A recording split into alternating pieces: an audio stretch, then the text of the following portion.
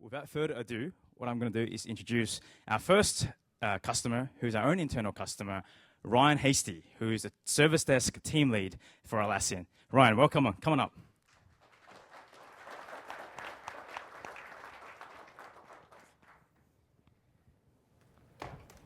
Welcome, Ryan. Thanks for talking to us today. To start off with, why don't you introduce a bit about yourself and your role at Atlassian? Sure. So a little bit of confusion with a lot of people that I talk to. I'm actually the IT service desk team lead, so I just want to make that sure, really clear up front, because everyone I spoke to at the party last night was like, "Oh, you're developing service desk, right?" Not really the case. So my team is 4 people. We've got 2 in Sydney and 2 in San Francisco. And being a global team, we have some challenges around that. We've been using JIRA for a really long time, and it's pretty good. I mean, we use it, and we get about 80% of what we need from JIRA. It's so customizable. But one thing that we've always found is it's a tool made for developers, so it's not quite exactly what we need. And when we heard that Atlassian was making a product specifically tailored for teams like us, it was something that I naturally jumped at the opportunity to give it a try, because something a bit more tailored for us was bound to give us some new features. So how was it like setting up JIRA Service Desk? Well, setting it up was really easy, actually. It was intuitive. Everything that I wanted to do pretty much just made sense as I looked at the interface and was setting up our queues and our SLAs and our reports. Everything that I thought of that I wanted to try, I just gave it a go, and it worked.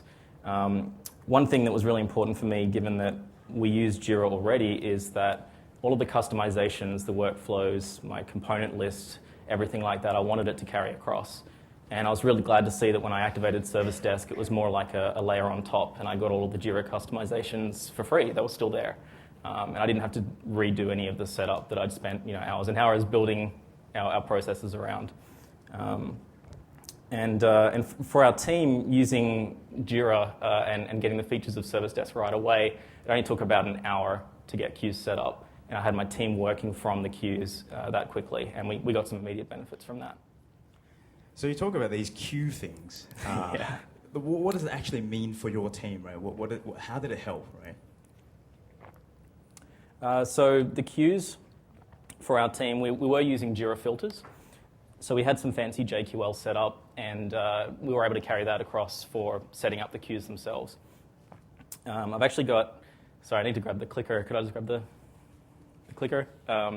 But I've got some example slides to show you for the queue itself.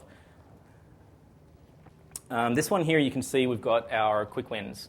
So with this particular example, this is just a JQL behind this queue that is looking for any issue with a quick label.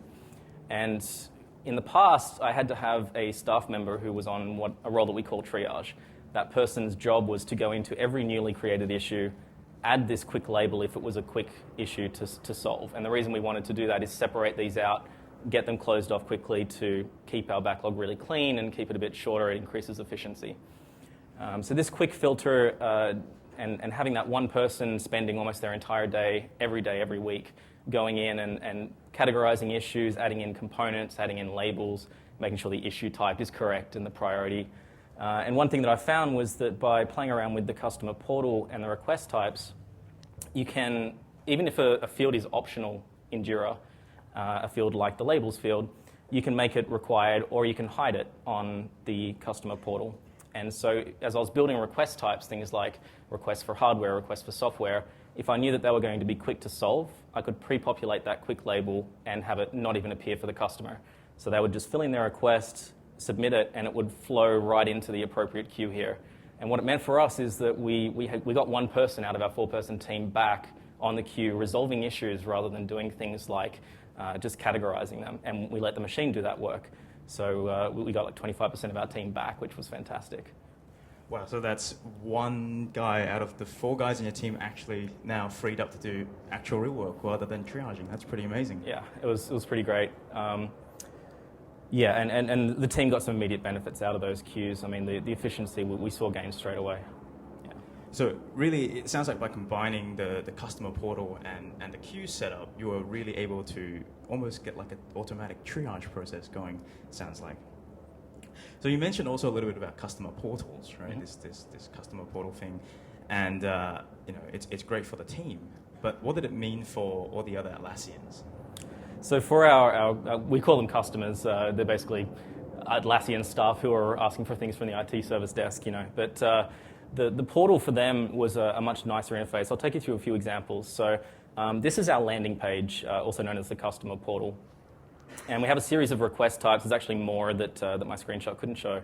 But this just gives you an example of a few. And what you'll notice is that we can create some branding there. So at the top, it's the IT service desk. It's where you go. It's your one-stop shop for help. And being a fairly small team in a company of 700 staff, it's hard to make sure that people know where to go for IT help as you grow. And having a very visual, very nice display like this, once people use it one time, they kind of they remember in their head where they went to get help because it's a very visual reminder. And the next slide that I'll show you is one of the actual request types, which is a hardware request. So I'll just take you through a few of the things here. So one thing I noticed really early on is the power of being able to share and ask for specific types of information in the request. So at the top, you can see that I actually link, it's kind of hard to see, but you can visit our computer standards page here, and that's a link to our Confluence page where we have a list of the hardware that people can request, what they should expect in terms of a turnaround time and approvals. And the ability to link people to policies and procedures, let them know how this stuff works is really powerful for us. And going down, you can see we kind of speak our customer's language. Summarize your request. In the background in JIRA, it's actually the summary field. And why do you need this hardware is description. But it makes a lot more sense when you're asking for specific types of information. And what we found is that what we got in the eventual ticket is much more valuable. We had a lot less back and forth because we got the information that we needed right there in the ticket because we asked the exact question that we wanted answered. And down the bottom, I'll just draw your attention to the location field. Being a cross-geo team, we really needed a way to separate into our queues Sydney-specific issues and San Francisco-specific issues and have them not appear for other people in the team like that. So that was really handy. This next one is a software request. And at the top, again, similar, we link to a page in Confluence, but this is a self-service page where we keep some software licenses in stock. And people can go there, self-serve, grab the license, and they don't even need to fill out the request form if it's in stock. So we actually found that reduced a lot of the issues coming in of that particular type. So Ryan, it sounds like the service desk helped the team, and I think, well, I like it. Well, it might be because I also built the thing, but it sounds like Atlassians really love the new interface, and I've spoken to a couple of other Atlassians before coming in here, and they all sounded like they love it. But ultimately, what did it mean on the bigger picture, right? What did it mean for your team? Like, how do you know you've actually gotten any value out of this? So that was really where service desk reports came in for us. And again, just going back to how we used JIRA previously, there were some reporting tools in there, but as a team lead in a service desk, I really care about things like time to resolution, time to first response, how many issues of certain types are we receiving and how's that going over time. And so I'll take you through a couple of examples of some reports that I've got here. In this one, I've got my 4 staff members, Sam, Pip, and Mary, and Frodo. Bit of a Lord of the Rings geek, so I apologise. But you'll see here that Sam started in February, and there's no data before that because he's a relatively new hire. But using this graph, I was able to see exactly how long it takes me to get someone in my team up and running to the point where they're closing as many issues as anyone else. And so from this, if I hire again, I'm able to say, well, it's going to take me 2 months to get someone up to full speed, and I can plan my resourcing around that. So even though the names were fake, people were real, right? This is real data, yeah. I just obscured the names to protect identities. The really good thing about this one as well is we go over it in our team weekly meeting, and this is accessible to the team anytime. So they can go in there and they can see how they're tracking. There's a bit of friendly competition going on with each other to see how they're doing. This next one is 3 geos. So we actually share our project with the sysadmin team. And we have a team in Amsterdam within the sysadmins. So Sydney, San Fran, Amsterdam. And the interesting thing about this one was actually this is the amount of tickets resolved. In around May, you can see the Sydney line kind of shot up, trending a lot higher in terms of the amount of issues we were resolving. And that coincided with us wrapping up a project that was actually, we had a lot of staff working really hard on this project, and the ability to close issues was reduced a bit. So when we have future projects of a similar scale, we'll know, what kind of resourcing we need around that, what impact it would have on our ability to close tickets, and we can really use this for future planning, which is great. Well, thank you very much, Ryan. It looks like our time's run out, but don't worry. If you have questions for Ryan, we're also going to take questions after this session as well. So we're going to have about 10 minutes with both Ryan and Aaron in a second to take your questions from the audience. But for now, let's say thank you to Ryan and sharing his story. Thanks.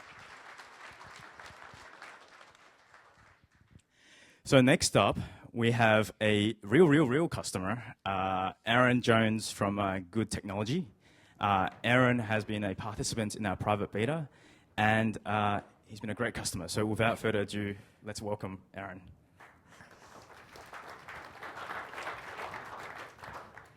Hey, Aaron, thanks for being here today. Really happy that you can share your story with all of us here. I'm just delighted to be here. So, Aaron, before we start, let's talk a little bit about yourself. Maybe you can introduce us and your team. Sure. So as you said, my name is Aaron Jones, and I'm the manager of engineering systems and tools at Good Technology. And Good is actually a mobile solutions provider. I'm sure some of you saw my face in the keynote. Doesn't really matter so much what Good does as much as it matters what my team does. So Good actually has an IT group, but we also have a group dedicated to engineering systems and tools. And we're responsible for the infrastructure and all of the tools that supply engineering with what they need to get their jobs done. And that now includes JIRA Service Desk. So why JIRA Service Desk? Right? I mean, well, you know, when I got wind of Service Desk and got invited to the beta, it made absolute sense. My team was already working in JIRA as the people who manage the team or manage the tool. It made sense for us to actually use that tool for our day-to-day work. So we're actually using JIRA and JIRA Agile to manage our backlog and do a lot of our work. But this didn't always flow well with the request types. And so JIRA Service Desk gave us the ability to simplify both what the user saw and the way that we manage incoming requests in such a way that it was a context we already knew. It was JIRA, had all of the data we cared about inside of JIRA. So it was a very logical decision. So let me throw out the floor here. How many of you already use JIRA for some sort of service desk? Wow. Okay, that's awesome. It sounds like lots of people on the same boat as Aaron here. So, Aaron, how did that implementation actually went when you tried to put it in? Well, so I actually got invited to the beta on a Friday evening, and I was at home, and I was really excited to get access to the beta. So I popped open my computer and used the UPM to just load it up into my dev environment. And within a couple of hours, I had everything configured looking exactly the way I wanted. And I was like, holy crap, this is awesome. Yeah, sorry. So seeing how fast that was, I was like, all right, I think I'm going to do something stupid and put this in production. I'm going to wait, but it looks really cool. So the next morning, I'd slept on it, and I spent some more time playing with it. And actually, within 24 hours of deploying it in dev and running through the paces with it, I realized, wow, this is a really rock-solid product. And so I deployed it in our production environment within 24 hours of being on the beta, posted a blog post, and announced to my organization, you now have a great new way to interact with your tools team. So 24 hours from when you first started playing with it to actually rolling out to production, yeah, or during the beta. Wow. Yeah. So can our audience do that here? Like, is that hard? Like, oh, no. If I can do it, any of you can do it. I promise. I'm by no means technical, and rolling this out, it was so simple. I mean, obviously, anyone that's used the UPM knows how easy it is to install plugins via the UPM. And configuring Service Desk on the back end was ridiculously easy. So when you set it up, it actually walks you through all of the steps. It's very intuitive. It says, this is step one. This is what this object is, and this is how you set it up, and then step two is this, and so on. And it was actually so straightforward and simple, I couldn't believe it, how quickly I was able to deploy it. So you quickly got up and running, but really, what did it do for your team, right? Well, so my team actually has a very clear vision for the team, and that vision is actually to support the business, to provide a reliable infrastructure on all of these tools, to make our customers' lives easier, and to be transparent all along the way. And JIRA Service Desk is actually helping us to do all of this in a number of ways. So can you walk us through how it actually supported that vision? Absolutely, I'd be happy to. So in the support the business and make our customers' lives easier, that customer portal is actually helping us do both. So from the integration with Confluence and being able to search for solutions to asking the tools team for something so much more intuitive and asking them in language that they understand while keeping it in language that we understand separate, it's making all the difference for them. And so it's been absolutely incredible, the response that we're getting. We're getting much better requests coming in that are fully formed, that we don't have to ask a lot of questions and have a lot of back and forth on. And we're able to make visible a lot more information. What about the other vision, the other? Right, so that's the infrastructure and being transparent. So when you think about infrastructure, you're thinking more about service being down, and this is really bad. And also being transparent, you're thinking about, well, reporting on all of that and how long it's taking you to resolve issues. And the metrics from the SLAs and the reporting that you've provided have actually made a tremendous difference in both the visibility and our ability to respond and how we should respond. And so with the SLAs and having these reports available, I'm actually able to show both my management and my end users how we're performing. And we actually hold ourselves accountable and show this data both to our customers and to our management at the end of every sprint. It's actually part of our sprint report where we say, this is how we did. And so between those two things, the transparency and the metrics on how quickly we're responding to infrastructure problems, it's been a huge benefit. So just from the reports, the one before that, yeah. I see that, hey, this report, some of these reports go back quite a long way. You mentioned you joined at the tail end of the beta. So how did you get all the data there? Right. So actually, and it goes even further back than what you see on the screen. It goes way back. But what you guys did is you actually made it so that the SLAs can be retroactively applied. And so it actually calculates and makes visible everything that had been in the past.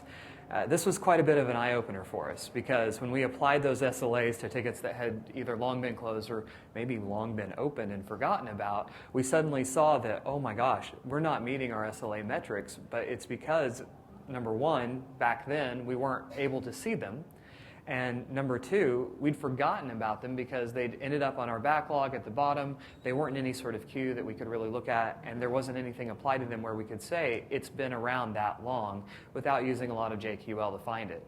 Service Desk actually makes it so much easier because you can pre-build those kinds of reports and automatically visualize where you're at. So that's awesome because it sounds like lots of us in the audience here also may be in a similar situation. That's something that really they can take away with.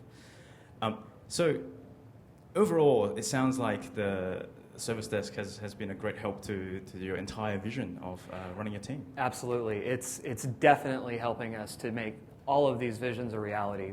From supporting the business all the way to being transparent, it's making a world of difference. In fact, it's making so much of a difference. If you heard me on the video, my senior vice president came to me the other day and said, wow, the tools team is on fire.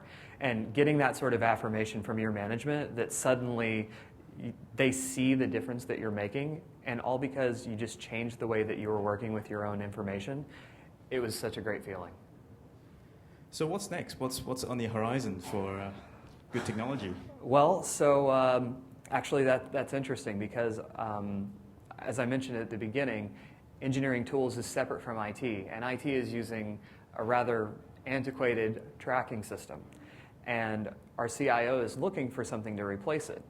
And he was looking at a number of solutions, and I asked him, why not JIRA? And he's like, oh, I looked at JIRA back a while ago, and I think this was like around JIRA 4. He's like, this is not what I want my CEO filing requests in. And I joked and said that I don't think she files the requests, but anyway, I said, let me just take 5 minutes of your time. I really want to show you what Atlassian's working on. And I sat down with him and I just walked through very briefly the customer portal and the back end both.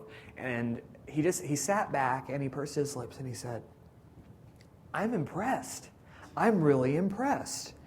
I want to look at this come the beginning of this next fiscal year as being that replacement. I've already planned to replace it. And between the cost point, which is incredible, and comparing it to what everyone else has, and the integration with everything that Atlassian has that we've already deployed, he's like, this is a no-nonsense. It makes perfect sense to choose this. And so I really think that the next step is going to be deploying Service Desk across the entire company. Well, thank you, Aaron. That was a great story. Unfortunately, we are just out of time, so we are very, very happy for you to share a story with us today. Well, thank you very much for having me. Don't run away yet. What we're going to do now is I'm going to pull Ryan back on stage, and I'm going to open the floor up for questions, and we're going to have 10 minutes to do that. So if you have questions, just raise your hand. Please direct your question to either Aaron or Ryan, and I'll pass you the mic and we can go from there. So we'll take about 3 to 4 questions depending on how time goes.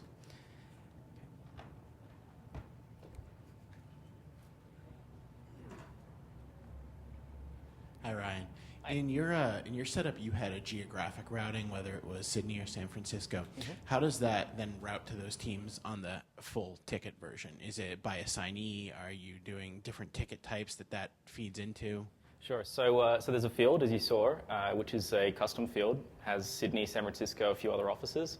And then based on that, we have JQL behind the queues, and it just looks for a certain location. So my Sydney Service Desk queue will include anything that is Sydney in that selection, but not San Francisco, and vice versa for San Francisco's queue.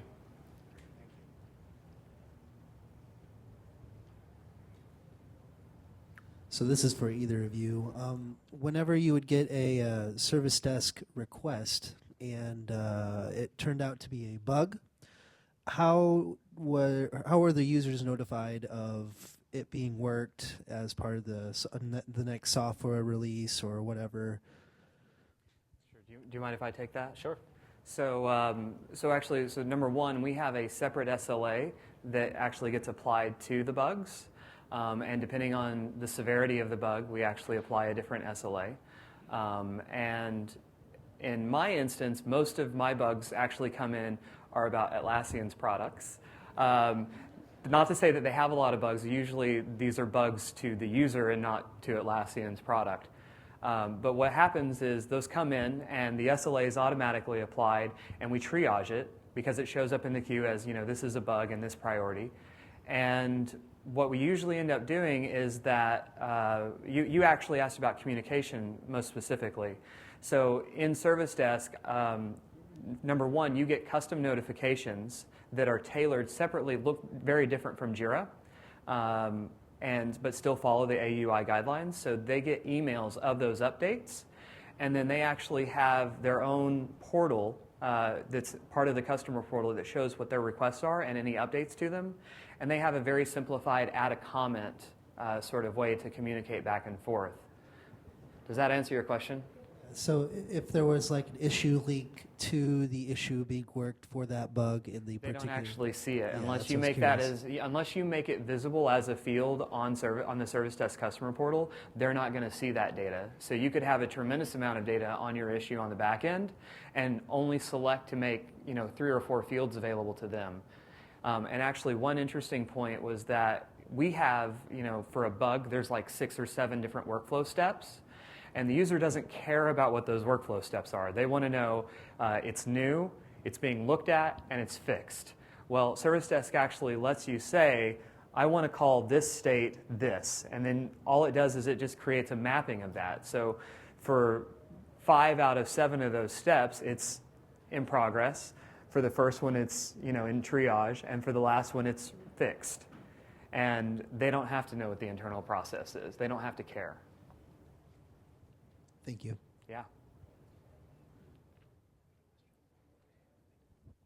This is for either of you. On the front side, your customers are all internal employees of your company, so they all have registrations for your JIRA. Is there any anonymous sort of access, or could emails be coming in from non-registered users? I'll take this one. So for us, we were using JIRA as a service desk already. So we had licenses for all of our users. Obviously, all staff need to be able to sign into to our internal JIRA instance. So we don't have any anonymous users creating tickets in there. It's probably more a question we might be able to answer after the session in terms of how we can make it work for your specific situation. But yeah, certainly for us, it was already just everyone in our user base had a license, so they just go to the customer portal, sign in, and raise a request. This question is for Aaron. I'm just curious about your 24-hour rollout. How big of a team were you rolling out to? My specific team or the number of customers I was rolling out to? Both.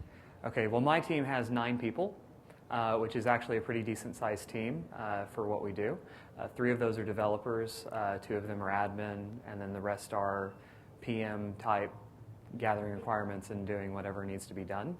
That's kind of my role as every hat. And then we were rolling out primarily to engineering, which was around 700 people, and it made a huge difference to all of them. So, Nice, thank you.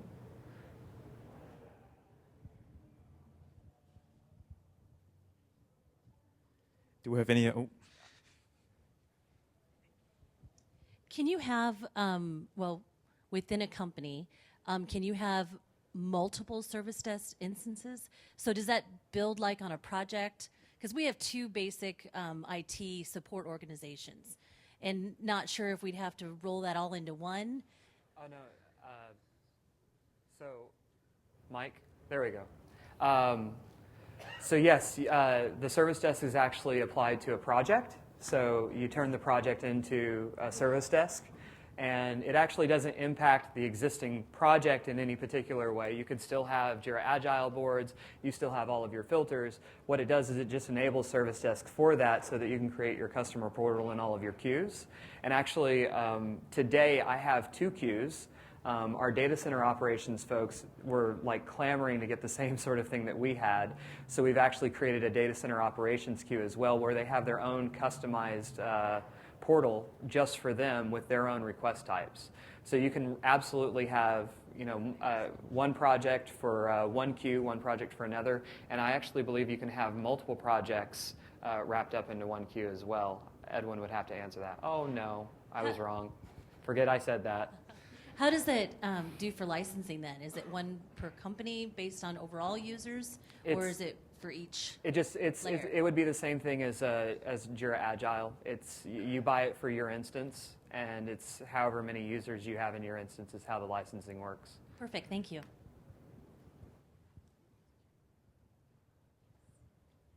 Do we have any other questions for either Aaron or... Oh, there's another one at the back.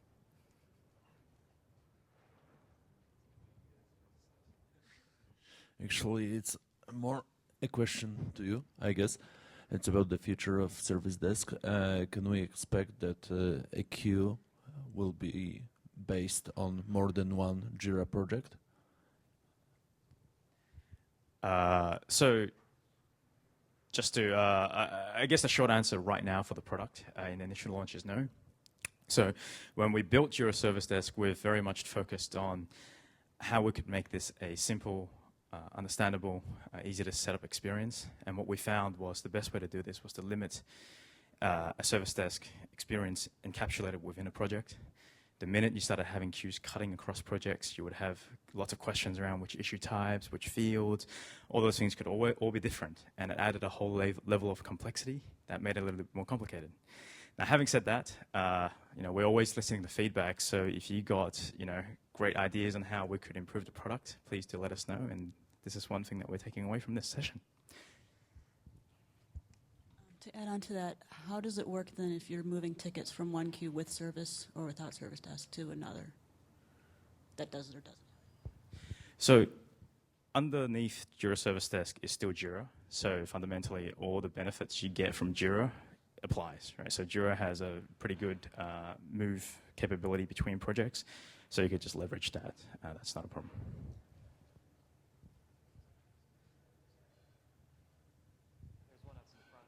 Sorry, question right up front. So let's try to focus the questions a little bit for the guys on the stage and maybe not on me.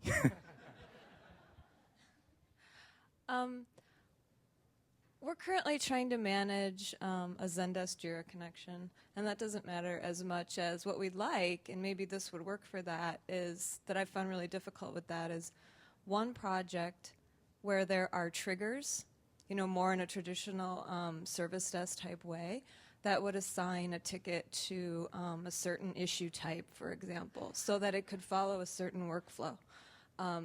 Is that possible in your experience? What kind of triggers are you referring to? So a component, there are several different, custom fields that can push into JIRA from Zendesk. So component could be one. Could that be used as a trigger to kick off a certain issue type and therefore a certain workflow in JIRA? So today, the access, let me go find a slide.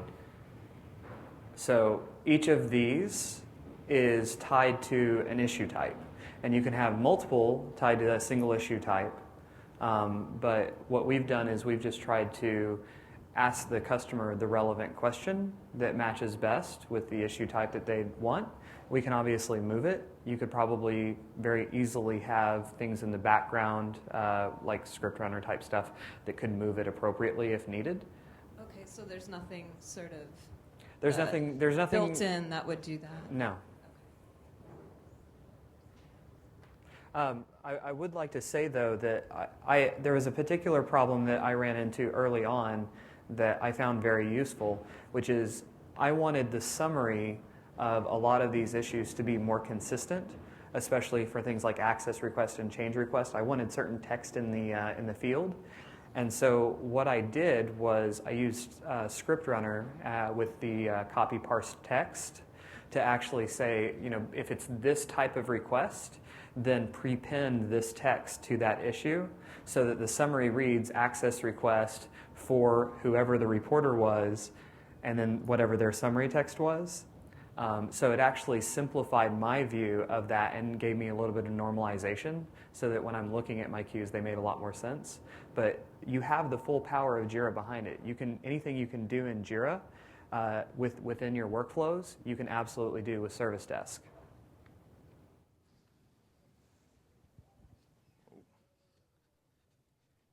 It is a bit like a session at the gym. He's getting his workout. So I'm just curious, we've been using JIRA for 7 years at our company, and over that time I've accumulated quite a few plugins to augment the way that we use JIRA for service desk type capabilities. And so I'm wondering, this is for either of you, did you find that after you started using the service desk that, and this is the controversial part, did you eliminate the need for some of those plugins and simplify your JIRA implementations? Yeah, absolutely. So I know our own support team. I use support.atlassian.com. There's some pretty hefty customizations on there, and we have our own internal JIRA instance, which is where my team work, and we don't have as many of those customizations, but definitely I've seen the Service Desk development team are looking at those customizations, working out what the use case is for them, and then working out features to put into Service Desk off the back of that. So there's already been some put into the first release, particularly around SLAs and reporting, and obviously queue management and pre-populating of data onto issues, and it's only going to grow from there, which is great. Cool. We'll take the last question, if there is a last question. Hey. So I remember there being a knowledge base portion of this. If we have already a sizable knowledge base, is there an easy way to get that into the Confluent side of JIRA questions? Oh, JIRA questions. I don't know about that one. Yeah, questions is pretty new. We've started testing that internally. I'm not entirely sure on the answer to your question, but questions is basically an add-on for Confluence. It has a space where essentially those questions and answer pairs take place, and I don't see any reason why that wouldn't work out in terms of searching. I imagine you would enable knowledge base for your Service Desk project, and you'd link it to whichever space in Confluence you wanted the information to be pulled from. For that question, I asked Chris about it. Not yet, but it will. Yeah, I figured that would be the case. Yeah, thanks. So we're out of time. Let's give a big round of applause for both Ryan and Aaron today. Thanks, guys. Thank you. So we'll be wrapping up the session, but if you got any questions or any discussions you have directly with both Aaron and Ryan, they're available at the product booth.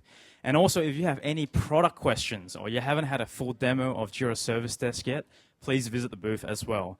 But apart from that, thank you very much, everybody. Thanks for coming. I hope you enjoyed the session. Thank you.